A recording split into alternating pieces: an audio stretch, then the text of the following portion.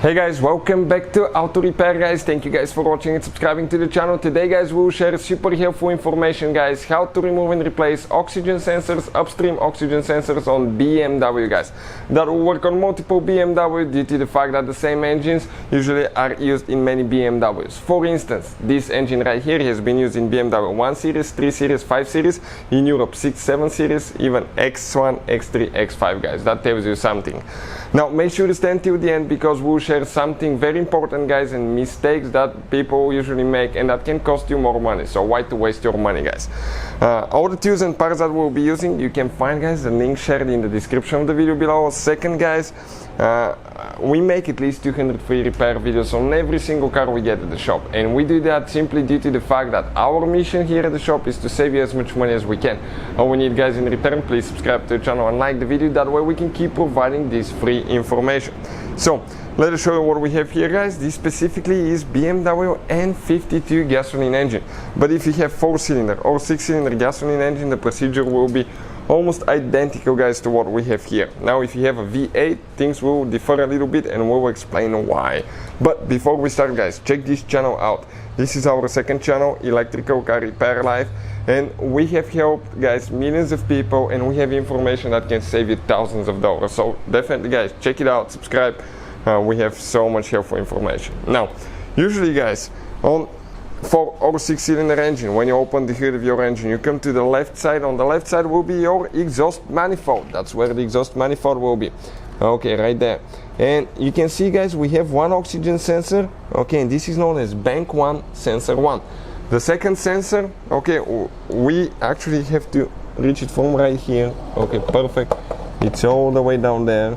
And that sensor guys is known as bank 2, sensor 1. For 6-cylinder engines guys, you can expect to have bank 1 sensor 1, bank 2 sensor 1, upstream oxygen sensors. For 4-cylinder or 3-cylinder engines, you will have only bank 1 sensor 1, okay, upstream oxygen sensor. So we'll remove guys the engine cover and we'll explain more about that. If you have a 6-cylinder engine, your BMW computer guys divides that engine in 2 different halves. The first half is for cylinder 1, 2 and 3, and this is known as bank 1. Cylinder 4, 5 and 6 is known as bank 2. It does that so it can easily calculate guys things, adjust and make the engine more efficient, more economical, and not polluting as much. So that being said guys, usually the sensor on bank 2 sensor 1 guys, you may have on some engines plate like that, and it will cover the sensor and you won't be able to see it much guys. It will stay okay over there and you will not be able to see your sensor. It will be kind of like that, so you need to remove that plate. In order to remove that plate, often guys you will have 2 screws that attach there, okay, just like that, and you need to have a special reverse Torx tool that will share the link in the description of the video below. After that, you usually will have bank 1 sensor 1 connector on the front, bank 2 sensor 1 on the back. You need to get the wire out, start feeding that wire out and get it loose. Okay, perfect, check it out. Now push down, disconnect it guys, okay, just like that, and feed the wire towards the back. Great. Now what else we guys have there? Okay, we grab the wire and we start pulling it out, and this is it guys. Now usually some metal clips, retainers may be attached to that wire and then can actually attach to the plate here as well.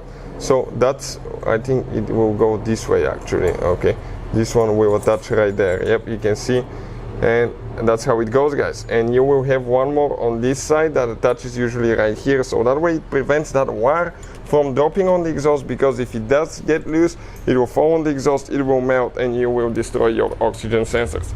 Then you need guys a special tool. It's called oxygen sensor socket. That's what the tool looks like, and it makes your life so much easier guys. Without that thing it's practically impossible to remove them. Let me show you what I like about it. It's side cut, so you can practically go through the wires with ease guys.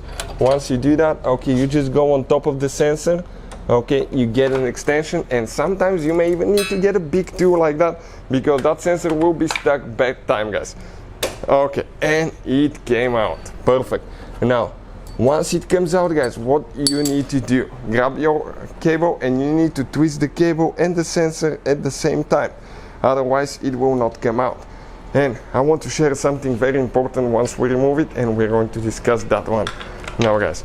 This is original sensor and car has 134,000 miles. I'll recommend, guys, when you need to buy oxygen sensors for your BMW, always goes with original and avoid aftermarket ones. Why? Due to the fact, guys, that oxygen sensors are very important for the normal operation of the engine.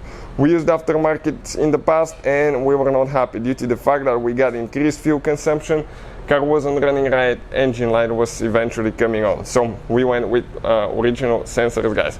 We'll put the link in the description of the video below.